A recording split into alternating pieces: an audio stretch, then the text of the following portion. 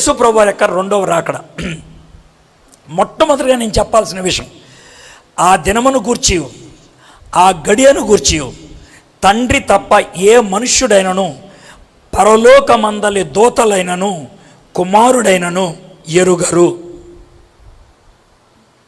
ఎవరికీ తెలియదు. ఈరోజు తప్పుడు బాధలన్నీ కూడా దీని మీదే. ఎప్పుడు వస్తాడు?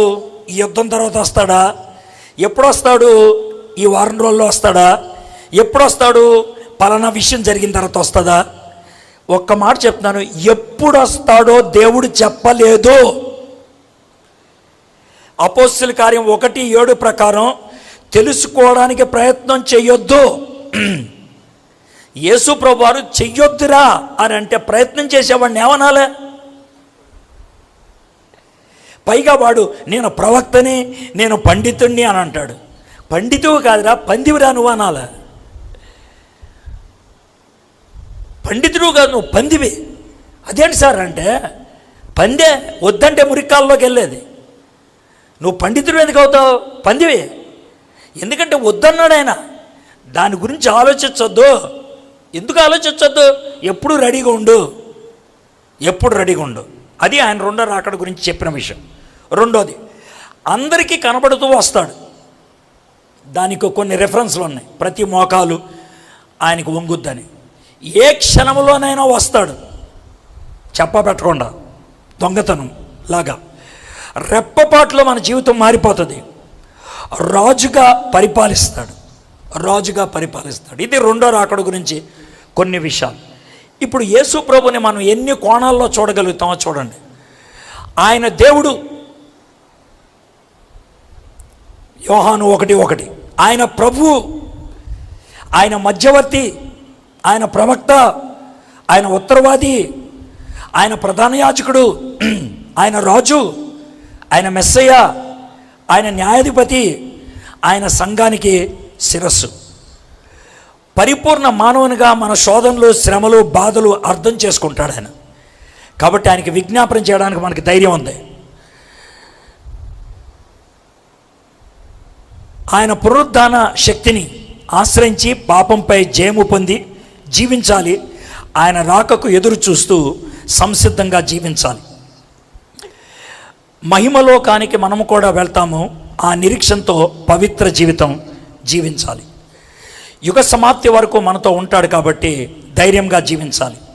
సంఘానికి ఆయనే శిరస్సు కాబట్టి మనం సంఘములో ఇతరులతో పవిత్ర సహవాసం, సహకారం కలిగి ఉండాలి. నేను 2 క్విక్ వీడియోస్ చూపిస్తాను. 2 క్విక్ వీడియోస్. ఓకే, ఆ 2 వీడియోలు చూసిన తర్వాత I want to give it to the అయ్యగారు. ఆయన ఏం చెప్తే అది చేద్దాం. నేను వీలైనంత త్వరగా ముగించడానికని సాయి శక్తిలా కృషి చేశాను.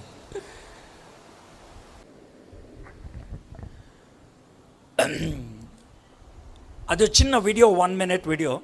కానీ దాంట్లో ఆర్ యు రెడీ, నువ్వు సంసిద్ధంగా ఉన్నావా అని అడగటంలో, ఇప్పుడు మనం ఒకవేళ ఈరోజే కనుక రెండో రాకడ వస్తే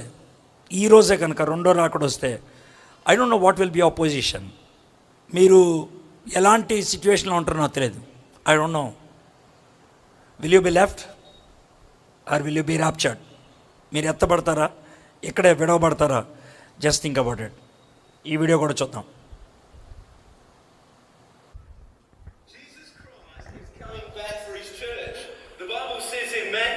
Chapter 24, verse 42. Watch therefore, for you do not know the hour your Lord is coming. I want you to know, church, that Jesus Christ could come this month, or he might come next week, or he could even come.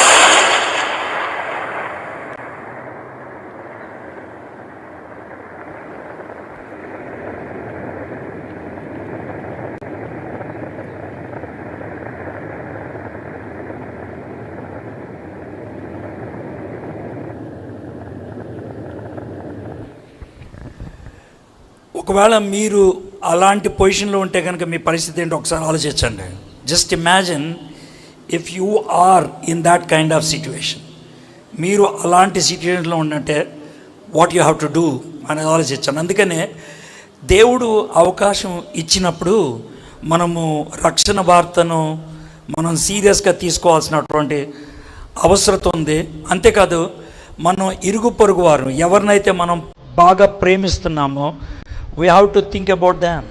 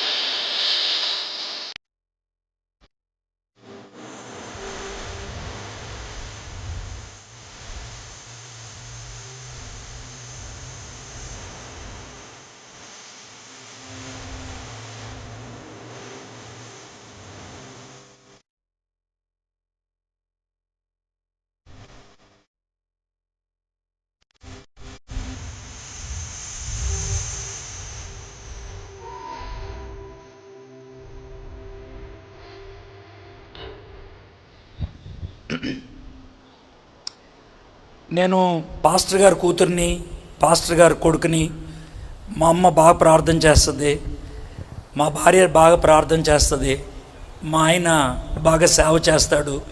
కాబట్టి మా family మొత్తానికి కూడా seat ఉంటుంది. అలా అనుకుంటే కనుక పొరపాటే.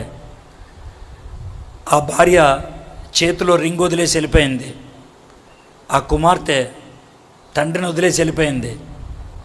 ఇద్దరు పక్క పక్కనే కూర్చున్నారు, ఒకళ్ళు లేరు.